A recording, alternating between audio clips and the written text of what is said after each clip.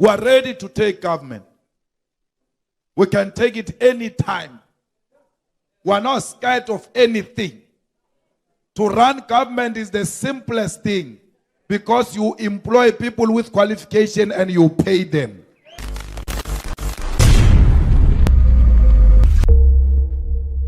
Your children are nothing without the land.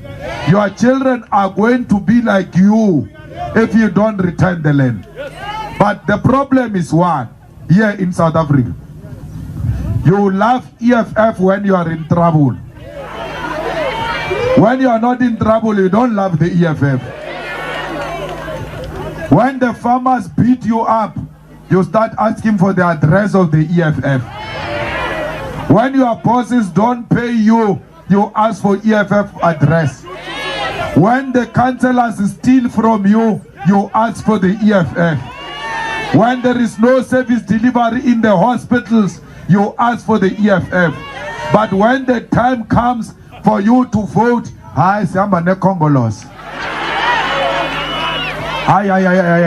cancel out Mandela. Yes, Pumakute no Madiba. There is no Madiba here. Huh? You will not go to Madiba's grave when the poor give you trouble. You come to the EFF. So you must start doing the right thing and vote for the EFF so that we can resolve your problems.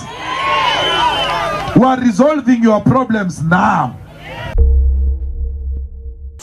And secondly, the last I want to repeat it, they must occupy land. Honorable You can member, do whatever you want to do, they must occupy land. There's nothing you can do, there's nothing this parliament can do. With or without you, people are going to occupy land. We require no permission from you, from the president, from no one. We don't care, we can do whatever you want to do. Who are you to tell us whether we can occupy land or not? We are going to occupy land. Yes. South Africans occupy land. That's who we are. Honorable do member, whatever you want to do. Speaker, You can Deputy withdraw my Speaker, membership Deputy from this Speaker. useless parliament. Sunday Times says Malema is a bully, racist, he must be stopped. They must know that I'm not Nelson Mandela. Neither am I Zuma. You push me, I push back. I don't play games. You push me, I push back. So I don't care you call me what. You say I'm inspired by Trump. It means you don't know me. Because I've been doing this before Trump became a politician. This is me. I never promised anyone anything. It is the same Julius Malema who expelled a white journalist in a press conference. It's me. I've never changed. I will never change. Not for you, not for white monopoly, not for the corrupt in the state institutions. It's me. I will never change. Therefore, an analysis that says I'm inspired by Trump, it's a lazy thinking. Go and look at my video when I was very young, when I was attending to Jackson Mutembu. In one funeral, there was no Donald Trump. That's me, that's me. I will never change. I love my blackness. That's why I speak for blackness. And I'm not ashamed to speak up for blackness. Because that's who I am. I'm not fighting against white people, but I'm not fighting for them. And I will never fight for them because they don't want anything. They've got everything. Why do you fight for people who don't want anything? Comrade Terra, when you went to prison, Robben Island, you were a black consciousness. And when you came back, you became a historical mistake, which came out of Robben Island. It is extremely disappointing every time you open your mouth to speak here, that which you thought you represent, you have abandoned. You can't ask the question, who are your people? Because the National Democratic Revolution answers that question. It says the motive forces that stands to benefit from the victories of this revolution. Those are our people. Who are the motive forces of the National Democratic Revolution which you went to prison for? The motive forces of the National Democratic Revolution are the oppressed. Who are the oppressed? The blacks in general and Africans in particular. But consciousness, when it escapes you, it doesn't say goodbye. You are such a typical example of a person who has just lost his political consciousness. Because these teachings they should have taught you in Robben Island.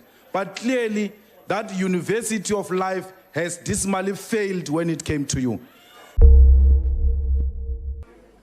I don't have anything against white people. But I have a problem because black people are suffering in this country. Why us? Are we a cursed nation?